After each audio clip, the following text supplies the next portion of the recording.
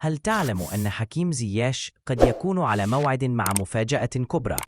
بعد فسخ عقده مع الدحيل القطري بالتراضي، أصبح النجم المغربي حراً لخوض تحد جديد.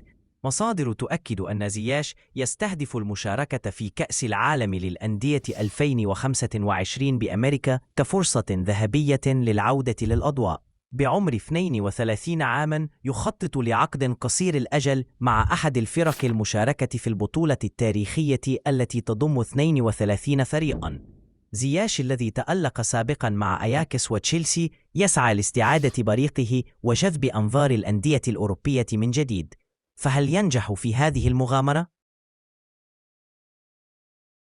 هل تعلم أن عثمان ديمبلي قد يكون على موعد مع التاريخ؟ المهاجم الفرنسي الذي سجل 33 هدفاً هذا الموسم وصنع هدفين حاسمين في نهائي دوري الأبطال، أصبح مرشحاً بقوة للكرة الذهبية. إنريكي لم يتردد في دعمه قائلاً: لا أرشحه للجائزة بسبب أهدافه فقط، بل لدوره في الضغط بشراسة على المنافسين. بعد قيادة باريس سان جيرمان للقب دوري الأبطال لأول مرة في تاريخه، أصبح ديمبلي رمزاً للنجاح الجماعي. والآن كأس العالم للأندية قد تكون الخطوة الأخيرة لحسم سباق الكرة الذهبية لصالحه. هل تعلم أن مغربياً حقق ما عجز عنه نجوم العالم؟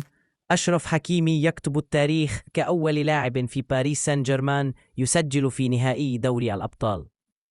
ليس هذا فحسب، بل تفوق على جميع مدافعي أوروبا ب4 أهداف و5 تمريرات حاسمة في البطولة. رقم قياسي آخر: 21 مساهمة تهديفية في موسم واحد و101 فرصة صنعها للفريق. حكيمي لم يكتف بالتتويج القاري، بل دخل التشكيلة المثالية للاتحاد الأوروبي بتقييم 7.66 أعلى بين المدافعين. إنجاز تاريخي يضع المغرب على خارطة أبطال أوروبا للأبد. هل تعلم أن أشرف حكيمي رفض الاحتفال بهدفه ضد فريقه السابق؟ لحظة احترام نادرة في ليلة تاريخية شهدت تتويج باريس سان جيرمان بلقب دوري أبطال أوروبا لأول مرة في تاريخه. خماسية نظيفة أمام إنتر ميلان بدأها النجم المغربي في الدقيقة 12، ثم تألق الشاب بزيريدو بهدفين متتاليين قبل أن يختتم كفارة وخيلية المهرجان. إنجاز تاريخي للفريق الباريسي الذي جمع ثلاثية الدوري والكأس ودوري الأبطال، ليضع النادي الفرنسي أخيراً على عرش أوروبا بعد طول انتظار. عندما يرحل الأبطال تبقى قصصهم خالدة. علي معلول أسطورة القميص الأحمر يودع الأهلي بعد رحلة استثنائية امتدت ل9 سنوات. لم يكن مجرد لاعب، بل كان قلباً ينبض بحب النادي. 35 هدفاً و80 تمريرة حاسمة و22 بطولة تشهد على عظمته. لكن أعظم إنجازاته كانت محبة الجماهير التي لا تقدر بثمن. في رسالته المؤثرة أكد أنه يغادر بجسده فقط، تاركاً قلبه في التتش. هكذا تكون نهايات الأساطير، بدموع تمتزج بالفخر وإرث يبقى محفوراً في ذاكرة عشاق الكرة للأبد. هل تعلم أن الوداد خسر بهدف وحيد أمام بورتو البرتغالي في مباراة ودية استعداداً لمونديال الأندية؟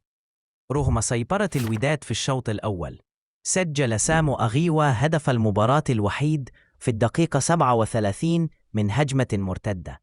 حاول الفريق الأحمر تعديل النتيجة لكن دون جدوى. الوداد سيواجه بورتو مرة أخرى السبت المقبل قبل السفر إلى أمريكا لمواجهة عمالقة كروية مثل مانشستر سيتي ويوفنتوس في كأس العالم للأندية. هل سيتمكن الوداد من تحسين أدائه في المباراة القادمة؟ عندما يواجه اللاعب فريقه السابق في النهائي، أشرف حكيمي يستعد لمواجهة إنتر ميلان في نهائي دوري الأبطال وهو يحمل مشاعر متناقضة.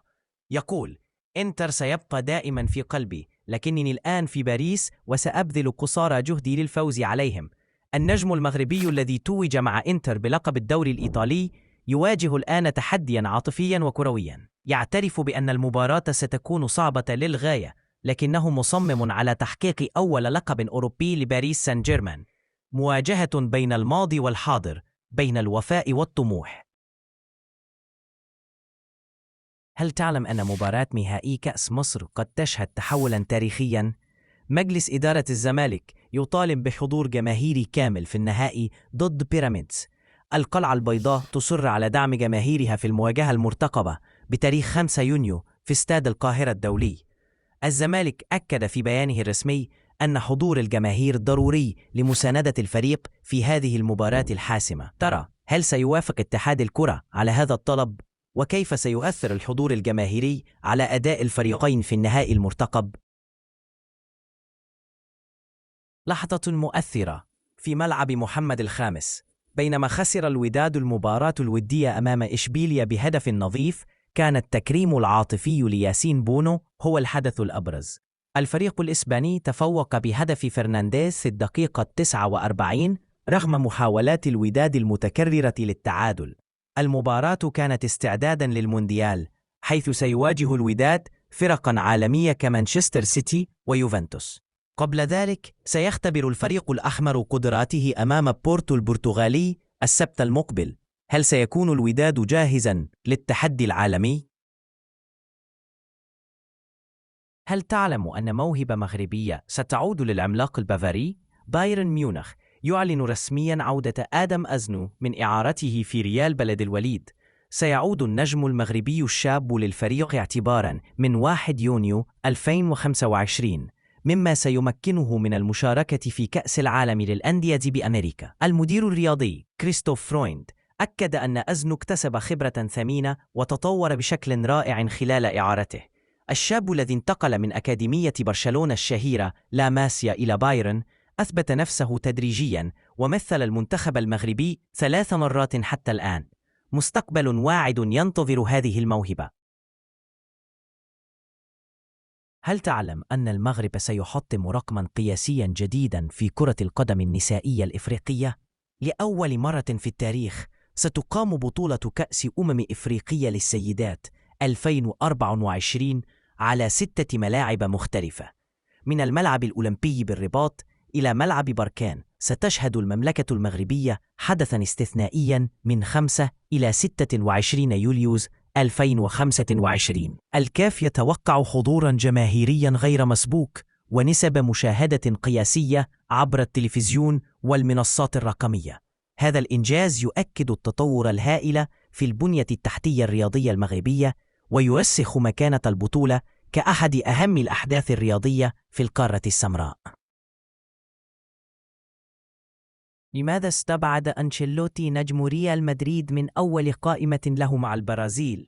المدرب الإيطالي يبدأ مشواره مع السيليساو بقرارات مثيرة للجدل: غياب رودريغو بسبب الإرهاق البدني، ونيمار لاستمرار تعافيه من الإصابة، بينما يظهر فينيسيوس كممثل وحيد للريال. القائمة ضمت 23 لاعبا، بينهم 5 من فلامينغو وعودة كاسيميرو بعد غياب طويل. أنشيلوتي أن تعهد بإعادة البرازيل لمنصات التتويج في مهمة محفوفة بالضغوط الجماهيرية. أول اختبار سيكون أمام الإكوادور في 5 يونيو. هل تعلم أن أسطورة ريال مدريد السابقة ستقود الفريق الملكي؟ تشابي ألونسو البالغ 43 عاما يعود إلى بيته القديم كمدرب بعقد ل3 سنوات.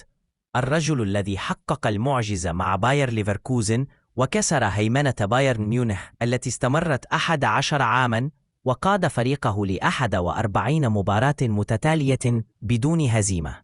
ألونسو الذي فاز كلاعب مع ريال مدريد ب6 ألقاب بينها 10 الأوروبية، يواجه تحديا كبيرا لإعادة البريق للفريق الملكي بعد موسم مخيب محليا. هل سينجح ألونسو في إعادة الهيبة للريال؟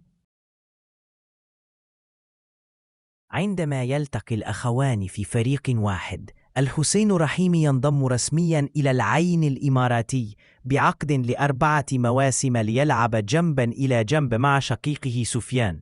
هداف الدوري المغربي السابق يعبر عن فخره بالانضمام لبطل آسيا، ويصف القرار بأنه الأفضل في مسيرته. بعد معاناته مع الرجاء، يرى رحيمي في العين فرصة جديدة للتألق والإنجاز. وعن حلمه يقول: لعب كأس العالم حلم الطفولة، أتمنى أن يتحقق ذلك، وأن يقول الثنائي رحيمي كلمته.